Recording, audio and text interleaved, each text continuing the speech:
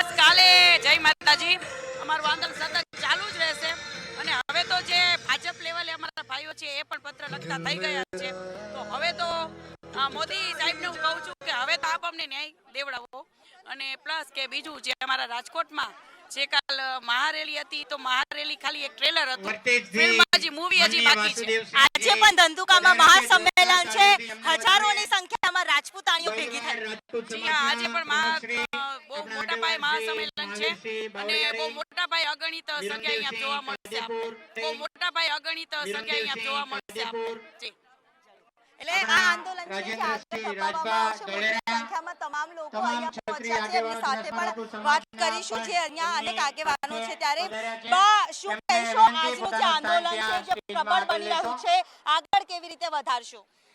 જુઓ, આ લડાઈ તો અમારી જ્યાં સુધી અમને ન્યાય નહીં મળે ત્યાં સુધી ચાલુ જ રહેશે. કારણ કે તમે મોટી સંખ્યામાં જોઈ રહ્યા છો અત્યારે રાજપૂતો, ક્ષત્રાણીઓ મોટી સંખ્યામાં અત્યારે અહીંયા હાજર છે અને જો ન્યાય નહીં મળે તો છેક સુધી અમે આવી જ રીતે આંદોલન કરીને છેક સુધી અમે એની એક જ્યાં સુધી અમારી માંગ પૂરી નહીં થાય ત્યાં સુધી અમારી માંગ એની એ જ રહેશે અને એની એક માંગ અમે ચાલુ રાખશું.